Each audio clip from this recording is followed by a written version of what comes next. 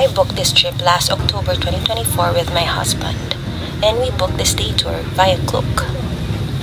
Now, I will walk you through our day tour, and I hope mabigyan ko rin kayo ng tips on how you can make the most of your trip. Sobrang convenient ng package na ito dahil sinundo kami ng tour bus malapit sa hotel na pinagsistayan namin, and it took us almost 3 hours bago makarating sa first destination.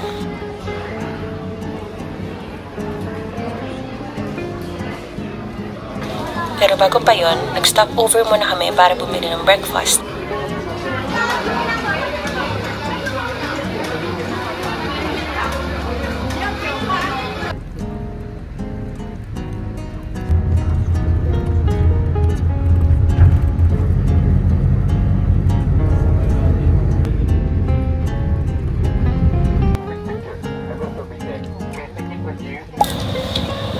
Our first stop is Howlu District. Alam mo ba na isa ang ancient capital of Howlu sa pinakamahalagang bahagi ng history ng Vietnam? I got the picture behind you. Just show you the timeline of the king. And the second picture, yeah. Kaya pala isa ito sa mga dinarayo ng mga turista.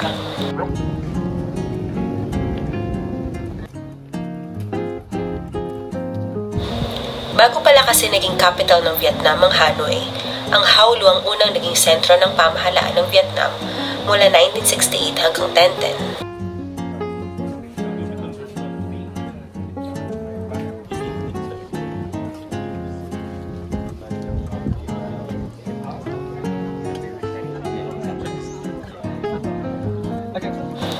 At dahil napapalibutan ito ng malalaking limestone mountains at ilog, nagsilbi itong natural defense laban sa mga kaaway, lalo na sa mga dayuhang mananakop.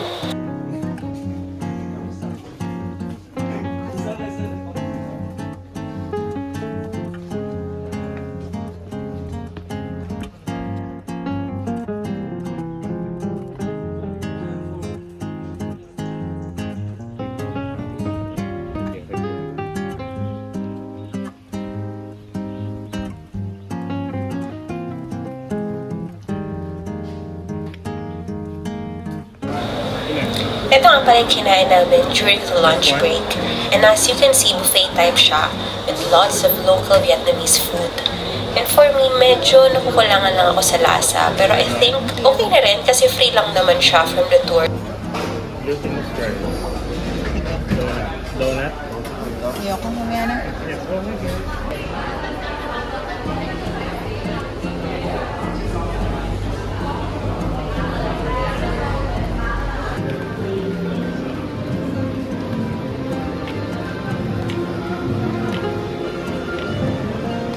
So cute.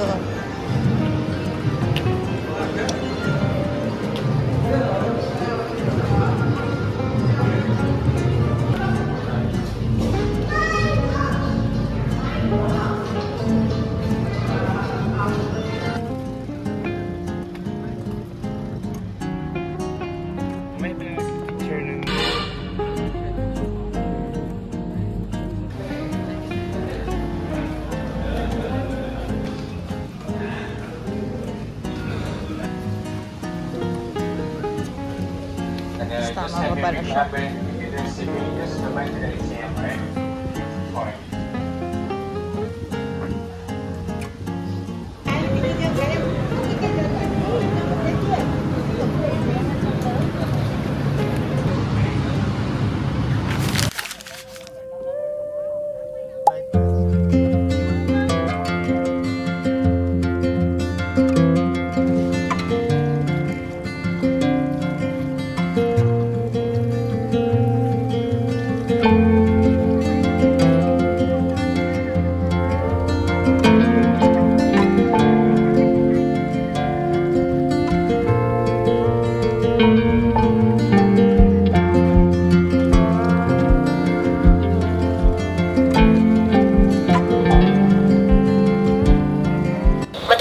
bahagi ng Chang'an na halong bay on land dahil sa magagandang limestone formations na nakalubog sa tubig. Kahawig ito ng Halong Bay pero nasa loob ito ng mga lawa at ilog.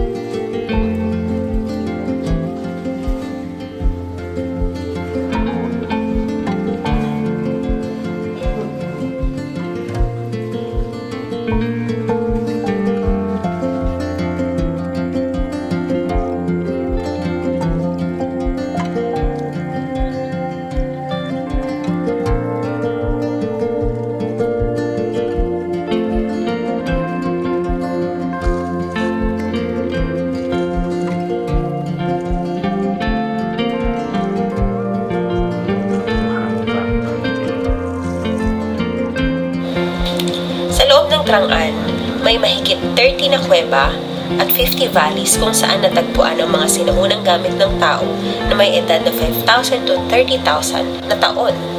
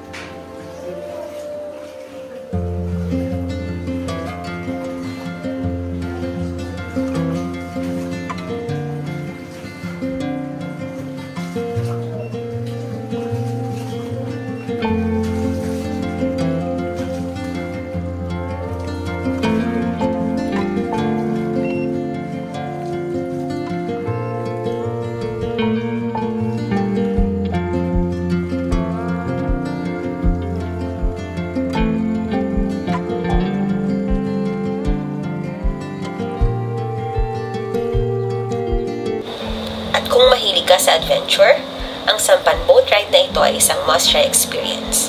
Pero kung takot ka sa malalim na tubig, like me, girl, kailangan mong labanan ng takot habang tinatawid ang mahabang ilog.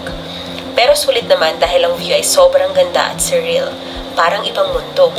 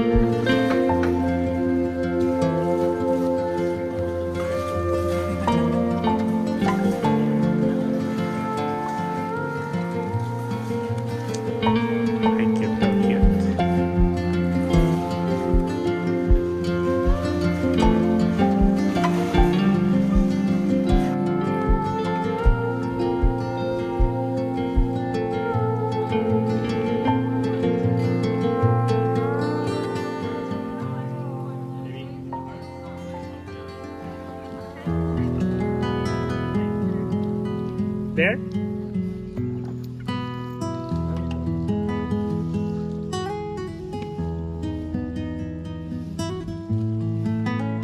Trang An is definitely one of the most breathtaking places in Vietnam.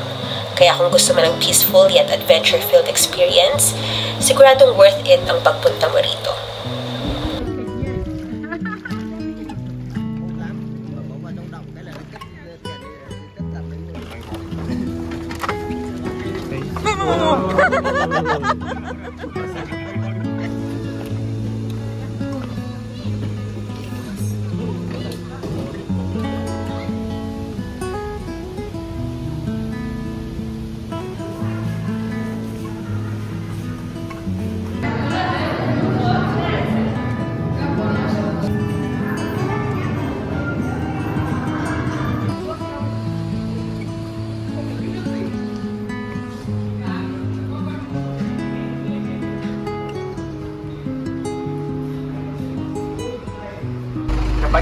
Come back to the bus, right? 5:20.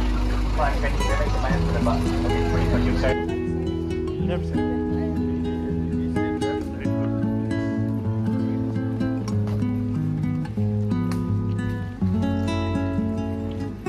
Dito pala yung Lotus, Mamaya na tayo mag...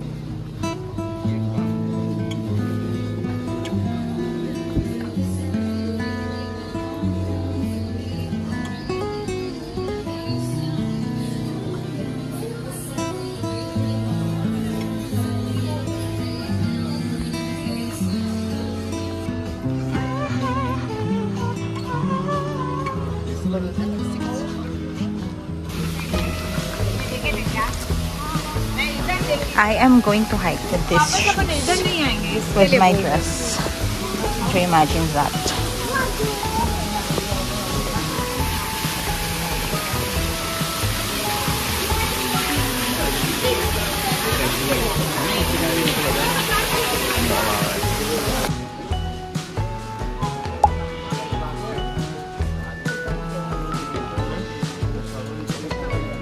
Okay, are we ready for this? Yeah, I should be. Binayaran ko to eh. Wait lang, charot. Medyo mahal. Huwag mong itigil agad.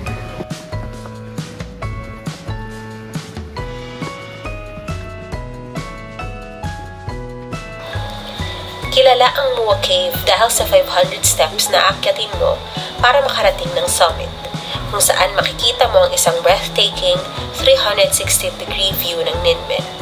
Dahil dito, tinawag itong Mini Great Wall of Vietnam.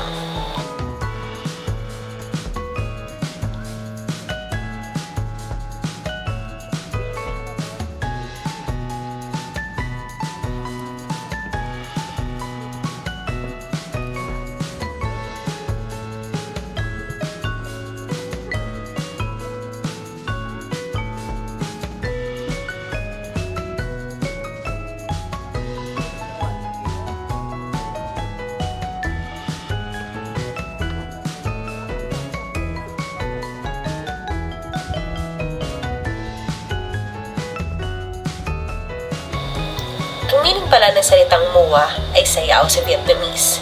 Ayon sa kwento, noong panahon ng Tran Dynasty, dito raw madalas sumasayaw ang mga royal dancers para sa hari. Kaya ito tinawag na Mua Cave or Dancing Cave.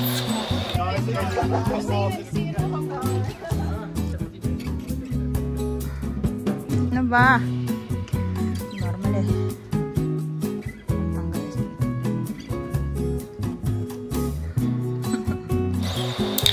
Kung plano mong akyatin ang Mua Cave, magdala ka ng tubig, magsuot ng comfortable shoes, huwag mo akong gayahin. At huwag kalimutan ng sunscreen, lalo na kung tirik ang araw.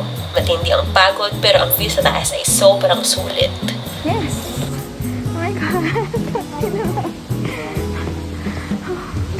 Dito ko.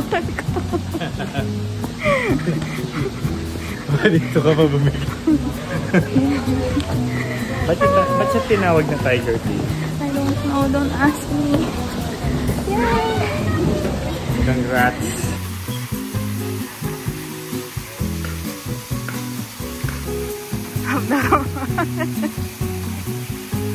Tapos na. Tama na. Sige na. The most satisfying drinks you'll ever have. 1,000 each. Not bad.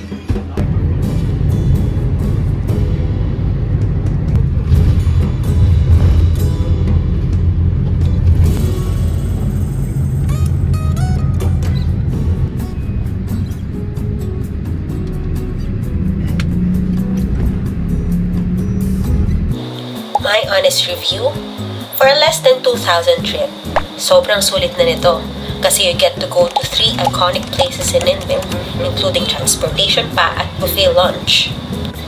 The tour guide was also very informative and friendly, but I think kailangan pa nilang improve yung quality ng food. Masyadong cheap ang quality, to be honest. Hindi ko masyadong na-enjoy. Also, yung bus ay sobrang maalog. If you saw yung mga clips, ay para kami inaalog sa loob ng bus.